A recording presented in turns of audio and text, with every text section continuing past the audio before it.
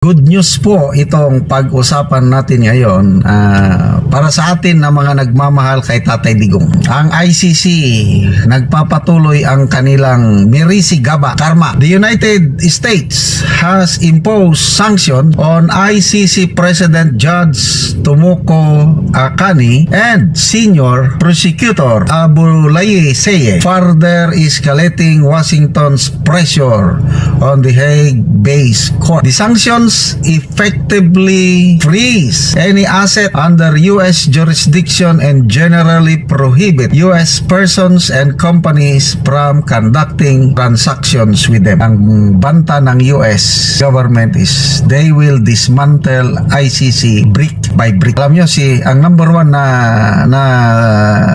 masaya sa balitang ito is si Attorney Harry Roque. May post yan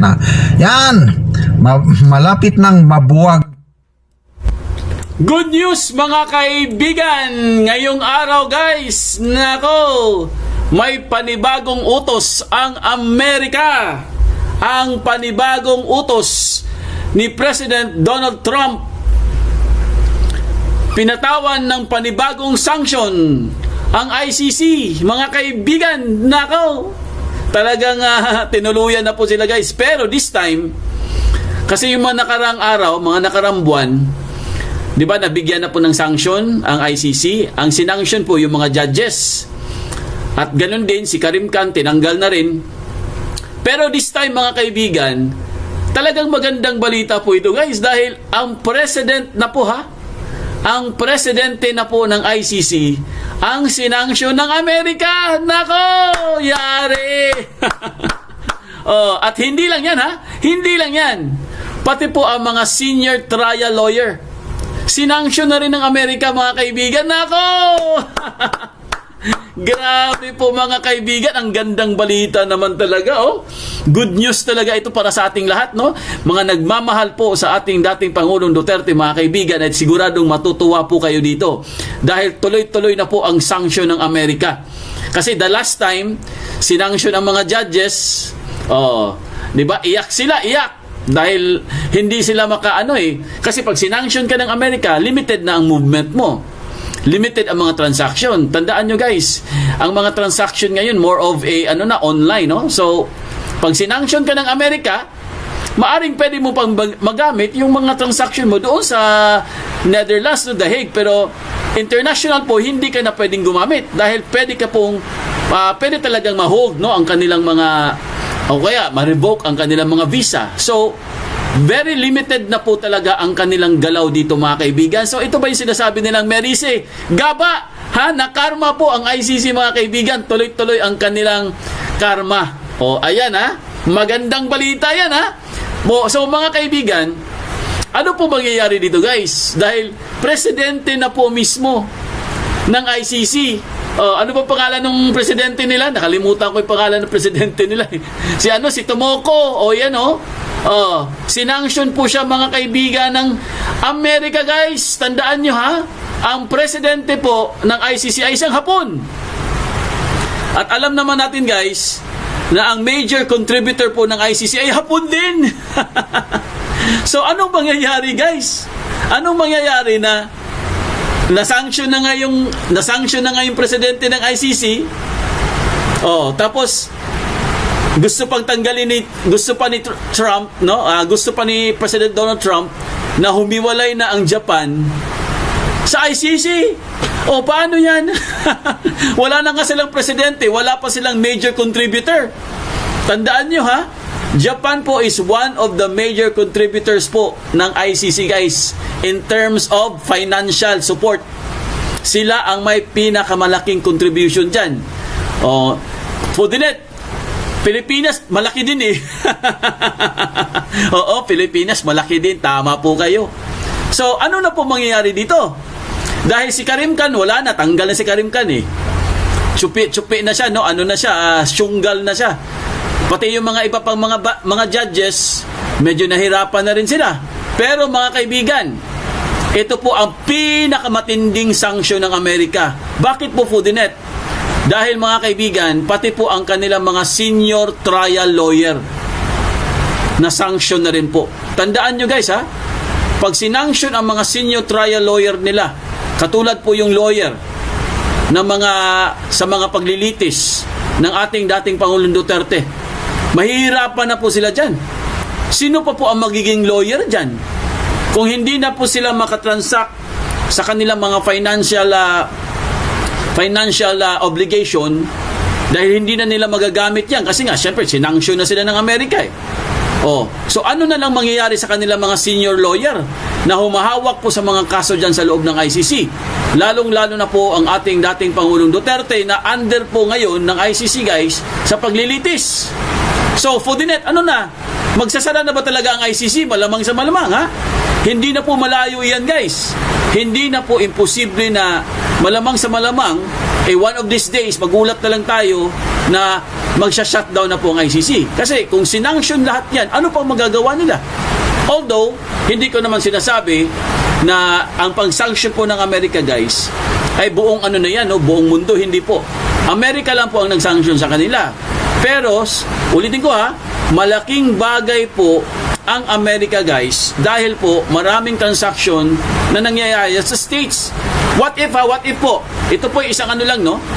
Paano po kung isa sa mga lawyer nila ay Amerika ang kanyang base?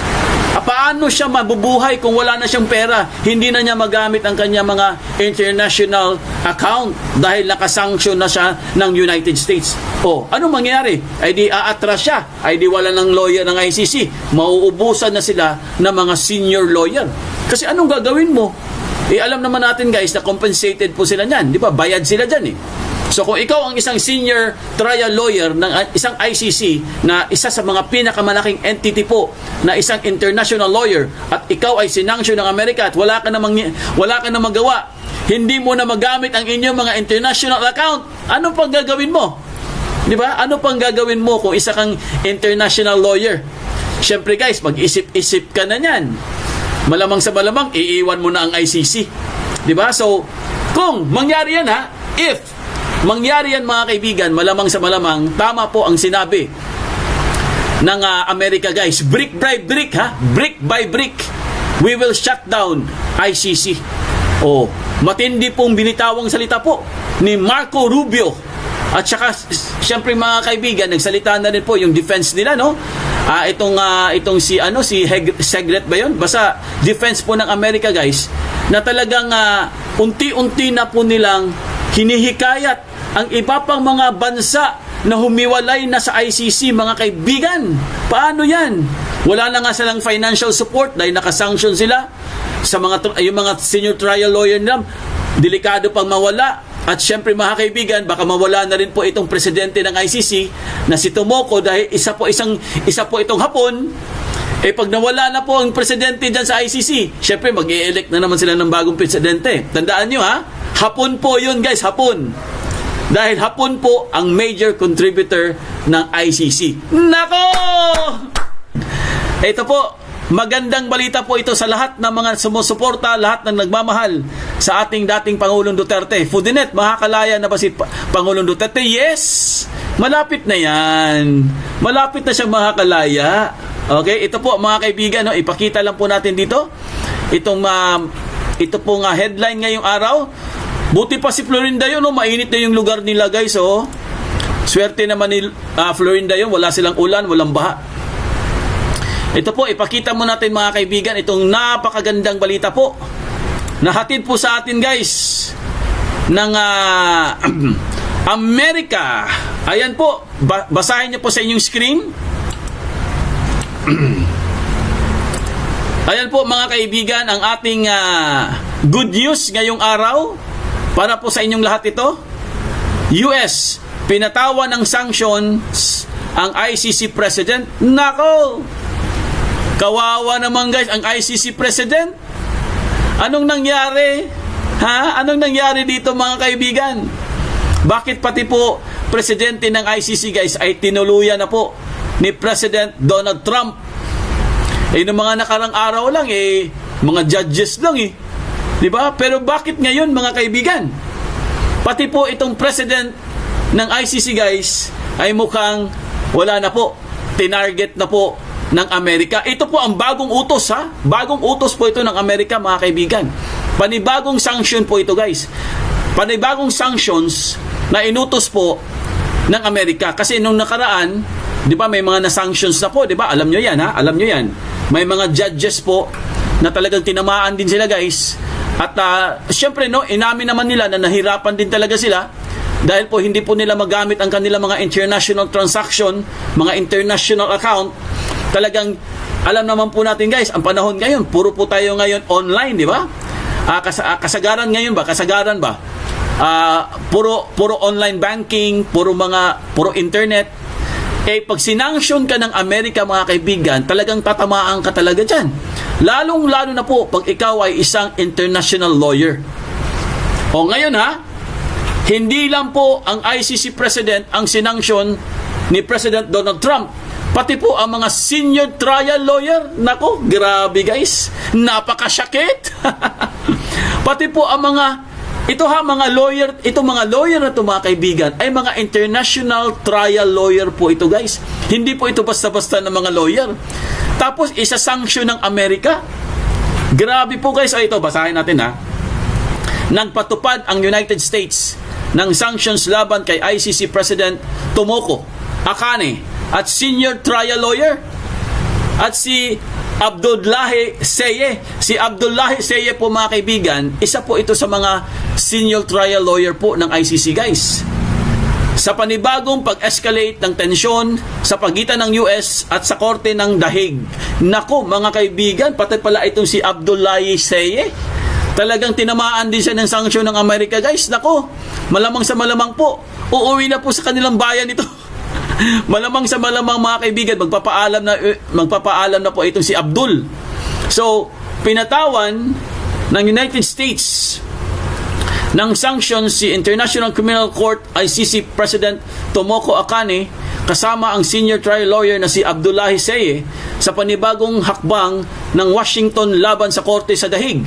Ayon kay US Secretary of State Marco Rubio, sangkot umano ang dalawa sa mga hakbang ng ICC laban sa mga opisyal ng mga bansang hindi pumayag sa jurisdiksyon ng korte. Nauna nang binatikos ng US ang ICC dahil sa arrest warrants laban kina Israeli Prime Minister Benjamin Netanyahu at dating Defense Minister Yoav Gallant. Gayon din sa dating investigasyon sa mga sundalong Amerikano sa Afghanistan. Sa ilalim ng sanctions, maaaring ma-freeze ang anumang US-based assets nina Akane at Seye at malilimitahan ang kanilang mga access to US financial system. So, mga kaibigan, malaking dagot po ito, guys. Malaking dagot po ito sa mga buhay po. Lalong-lalo na po itong president ng ICC. Tandaan nyo, guys, ha? Hindi na po sila maka-access sa mga US account o yung mga sistema po na ginagamit nila ngayon sa Amerika, mga kaibigan, itong ICC. Paano yan? Putol na. Kasi po, under na po sila ng sanctions ng Amerika. Kasi kung babasahin natin, guys, galing po ito sa Reuters. Galing po ito sa isang international media. US sanctions. ICC President, senior trial lawyer in the latest attack on account. Latest attack on a court, no? So, mga kaibigan, kung babasahin natin dito, guys, ha? Ito po ang sinabi ni Rubio, ha? Makinig po kayo sa sinabi ni Rubio. In a statement that he was imposing sanctions on Tomoko Akane, a Japanese judge who is president of the ICC, and Abdullahi Seye, a senior trial lawyer and a Senegalese national, under a Trump executive order last year authorizing sanctions against the court. So, mga kaibigan, ulitin ko sa inyo, guys, ha, galing na po ito direkta kay President Donald Trump na agad-agaran po, immediately, na kailangan po masanction na sila, guys. These individuals have directly engaged in efforts by the ICC to investigate, arrest, detain, or prosecute officials whose government has not consented to the ICC jurisdiction. Ulitin ko, ha, ang sinabi po ni Marco Rubio, guys, ito daw binigyan nila ng sanctions. Katulad po itong ICC President. Ito daw yung nag-investigate. Ito yung mga nag-arrest, mga nagdi-detain or na mga nagpo-prosecute ng mga officials. Ito pong si senior trial lawyer na si Abdullahi Seye at saka itong si President ng ICC, mga kaibigan. Sila po ang tinutukoy dito, guys. At sila po ang tinatarget dito ng malakihang sanctions na po ito. Hindi po ito yung sanctions lang yung parang personal lang hindi po. Malakihan na po ito, guys. Pag sinabi kasing malakihan, mga kaibigan, sakop na po ang buong international media, international lawyers, no?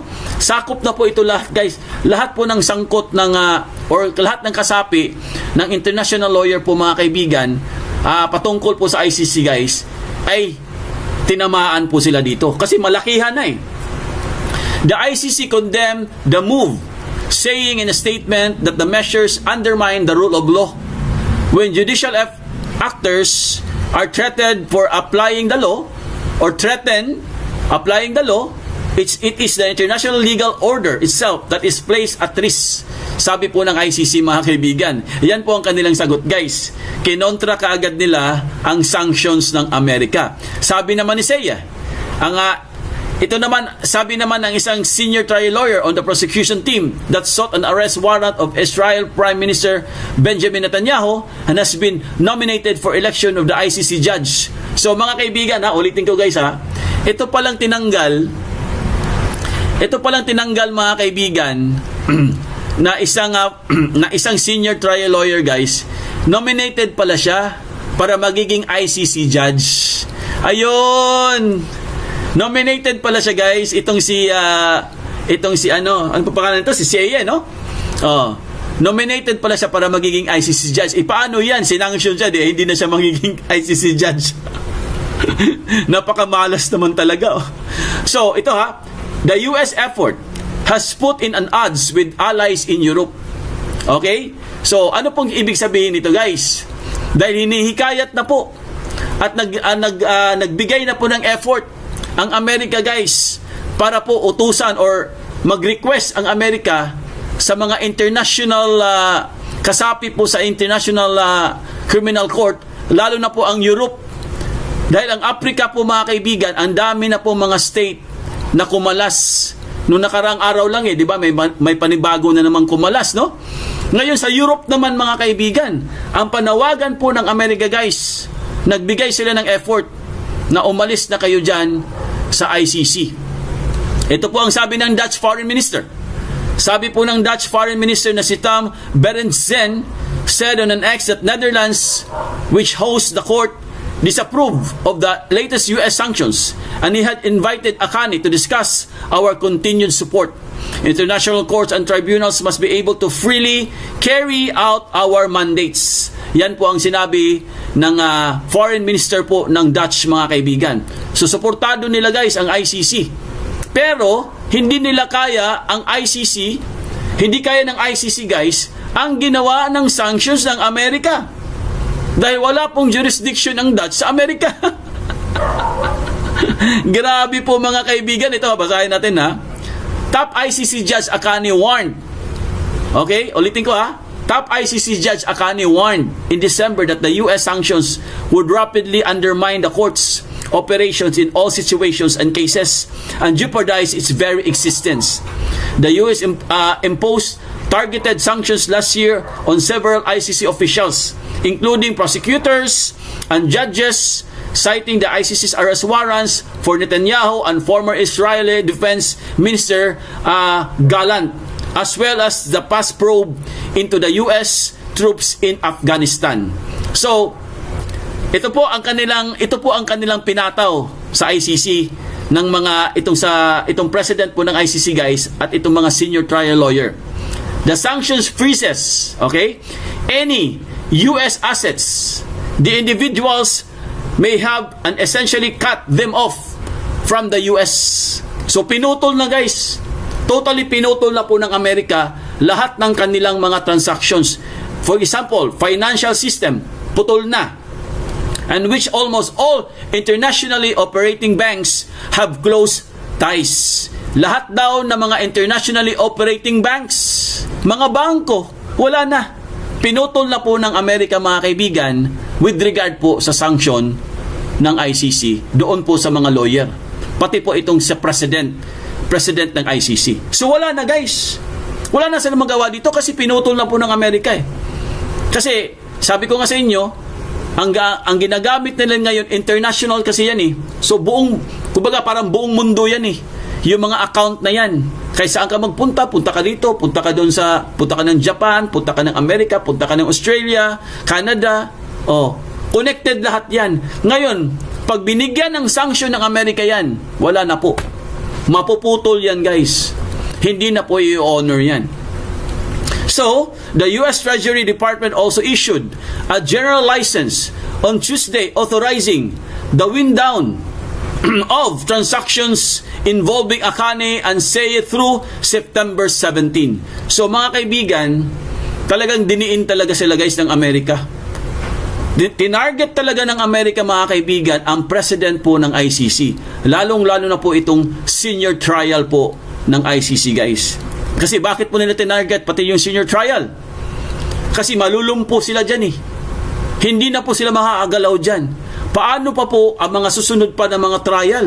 Tandaan nyo, malapit na po ang trial ng ating dating Pangulong Duterte. Kung hindi ako nagkakamali, sa November na po mag-uumpisa yan.